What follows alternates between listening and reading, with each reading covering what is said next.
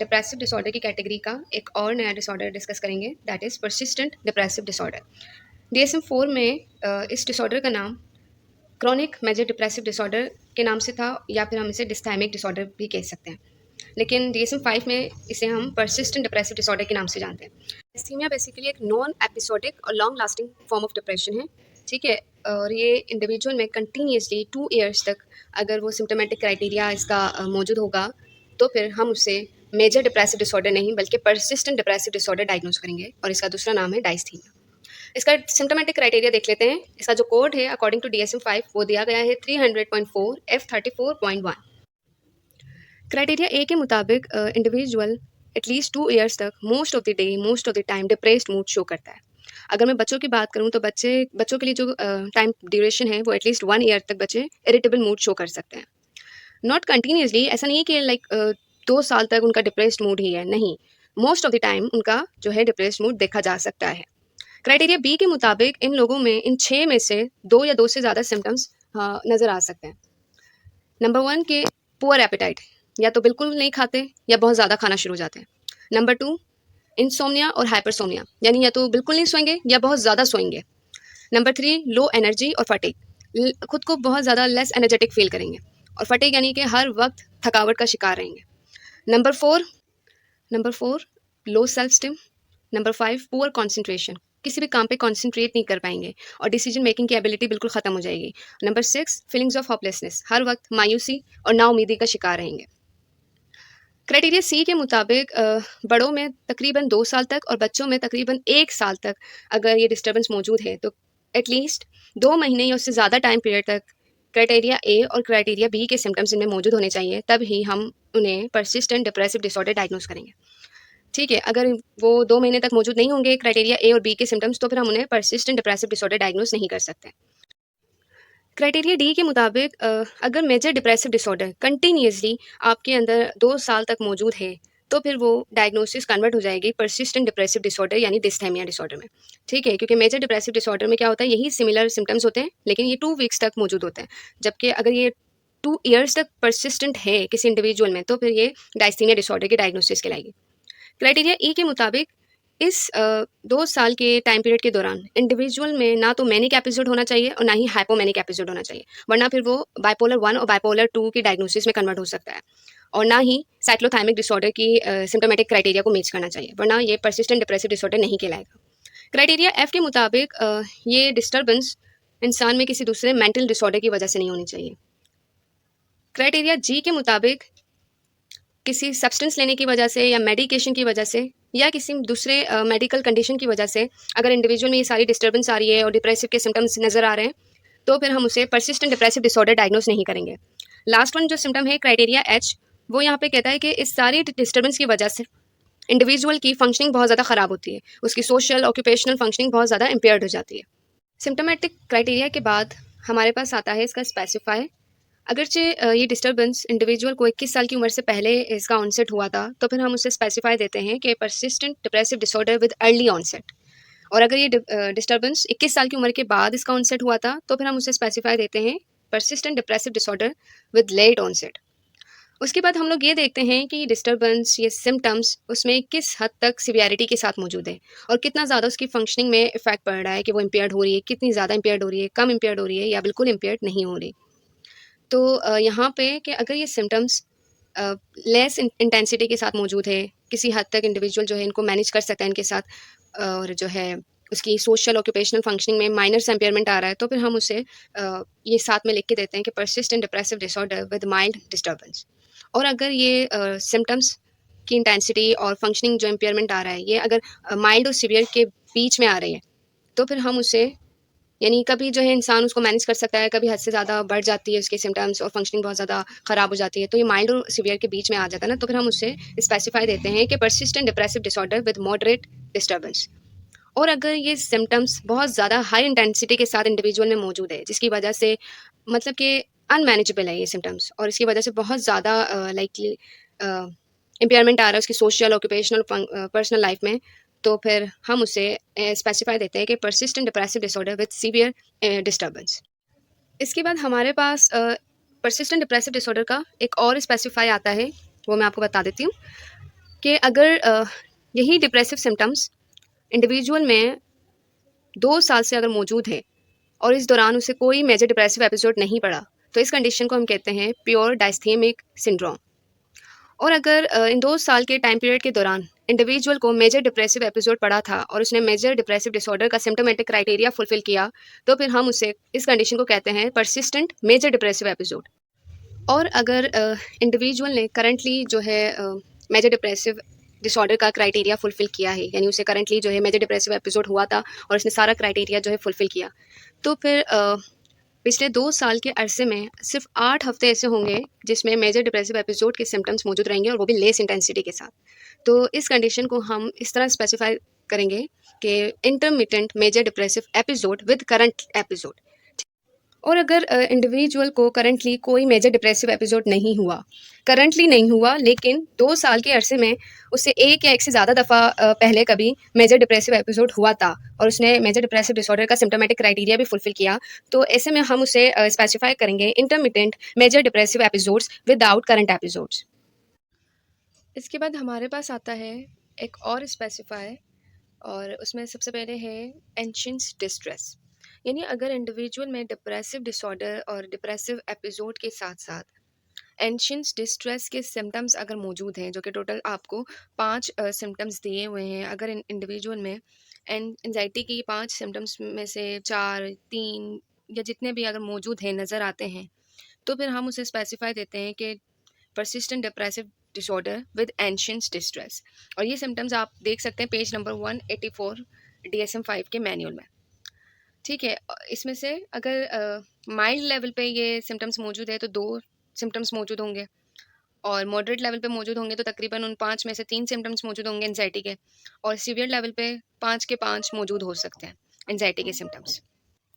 उसके बाद नेक्स्ट हमारा स्पेसिफाई है with mixed feature. Mixed feature में क्या है कि अगर इंडिविजुअल को डिप्रेसिव एपिसोड के साथ साथ मैनिक या हाइपोमैनिक एपिसोड पड़ा है, जिसमें उसने वही मैनिक और हाइपोमैनिक के साथ सिम्टम्स को फुलफिल किया है, वही सिम्टम्स उसमें नज़र आए हैं, ठीक है, एकदम से उसका मूड इलेटेड हो गया, एकदम से मूड उसका एक्साइटमेंट में चेंज हो गया, तो फिर हम कहेंगे कि इंडिविजुअल का जो है उसको हाइपोमैनिक और मैनिक एपिसोड हुआ है।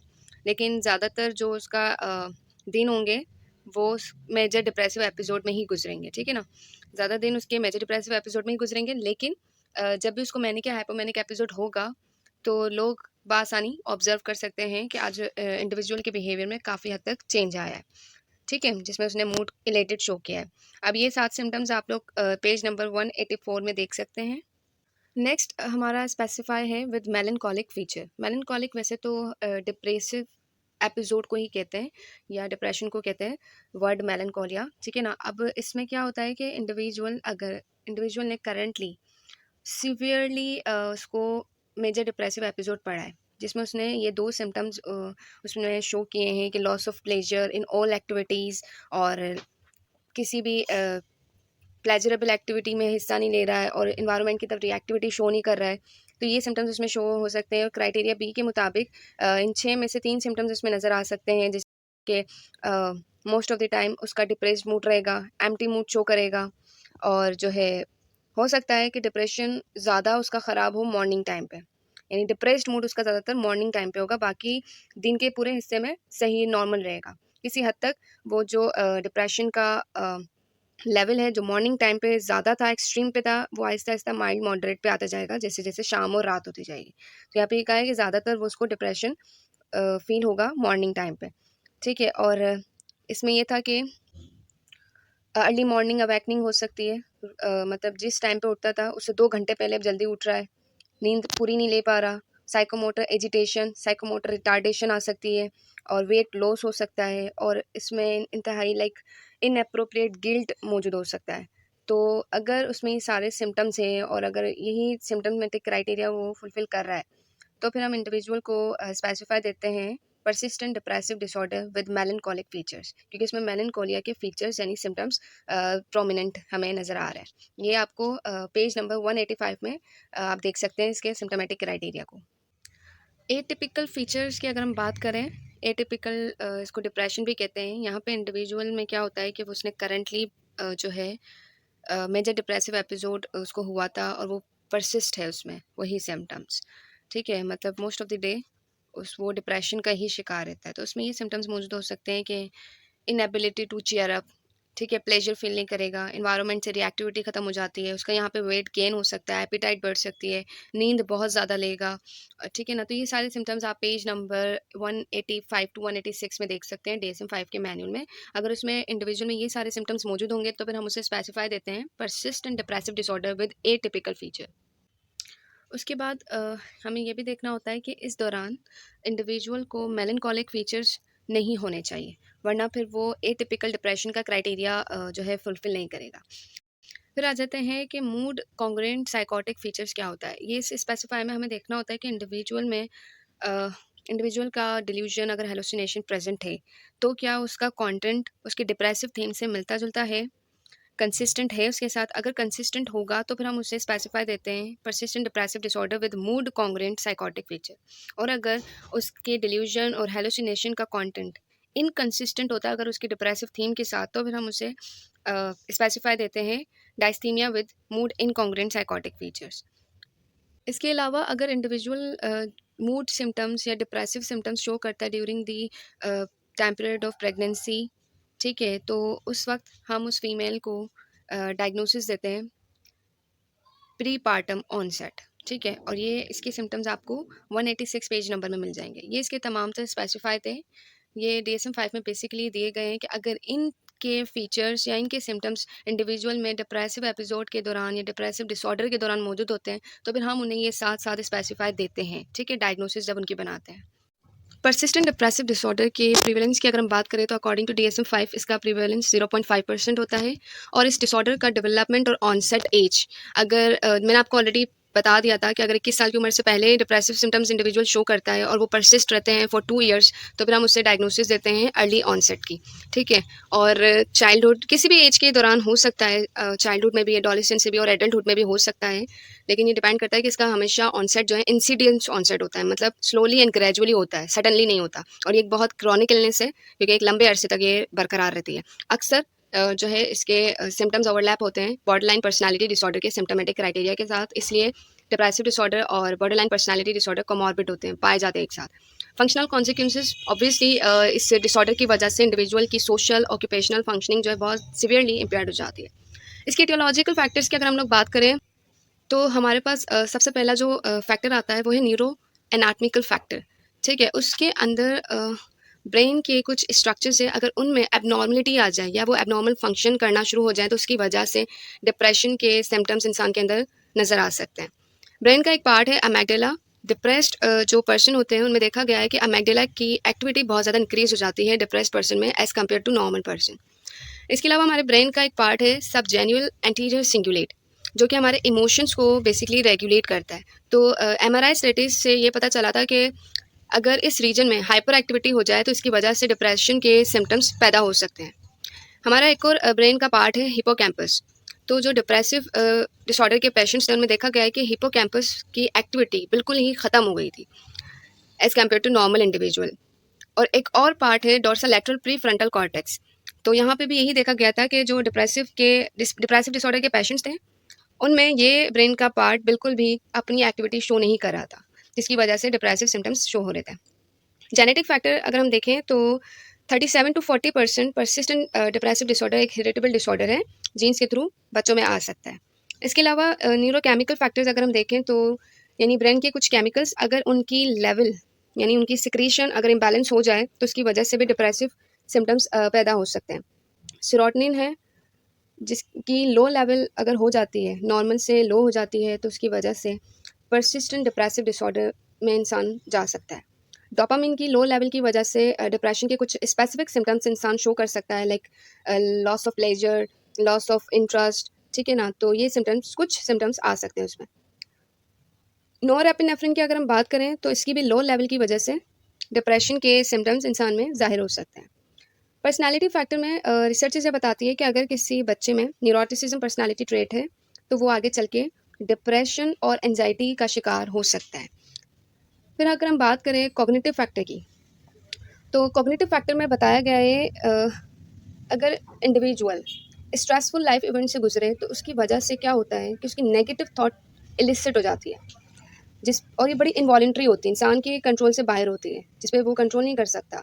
तो अभी नेगेटिव थॉट्स जब इलिसिट होती है तो इसकी वजह से इंडिविजुअल हर चीज़ को, हर इवेंट को, अपने आप को, इवन पूरे वर्ल्ड को नेगेटिवली इंटरप्रेट कर रहा होता है, क्योंकि उसका एक जो स्कीमा है वो नेगेटिव बन जाता है और उसी के थ्रू वो हर चीज़ को परसीव करता है और इंटरप्रेट कर रहा होता है। ठीक है, अब यहाँ पे एरन बेक की अगर आपको थ्योरी याद हो तो उसने भी यही बात की थी कि इंडिविजुअल नेगेटिवली तब सोचना शुरू करता है जब उसका नेगेटिव स्कीमा बन जाए। ठीक है ना? तो यहाँ पे जो डिप्रेशन के मरीज़ होते हैं, उनमें आपने देखा होगा कि उनकी जो सोच होगी अपने बारे में ज़्यादातर नेगेटिव होगी कि मैं बुरा हूँ, मैं वर्थलेस हूँ, मुझसे गलती हो गई, मैं किसी को पसंद नहीं हूँ, no one can be trusted, the world is completely dangerous, और कोई मुझसे प्यार नहीं करता। तो उसकी बातों से ही आपको अंदाज़ा हो जाएगा कि उसकी कितनी नेगेटिव थिंकिंग है खुद के लिए, क्योंकि वो सेल्फ ब्लेम बहुत ज़्यादा करता है। ठीक है ना? तो वो क्यों? क्योंकि उसकी कॉग्निशन में अल्टरेशन आ जाती है। अब ये पता कैसे चला कि जो डिप्रेशन के मरीज़ होते हैं उनकी कॉग्निशन में एक नेगेटिवली अल्टरेशन आ जाती है? ये पता ऐसे चला कि एक एक्सपेरिमेंट कंडक्ट किया गया था। नॉर्मल इंडिविजुअल्स लिए गए थे उस एक्सपेरिमेंट में, और कुछ डिप्रेशन के पेशेंट्स थे। उन्हें 2 लिस्ट दी गई थी जिसमें पॉजिटिव और नेगेटिव वर्ड्स थे, और उन्हें कहा गया था कि वो उन वर्ड्स को याद करें।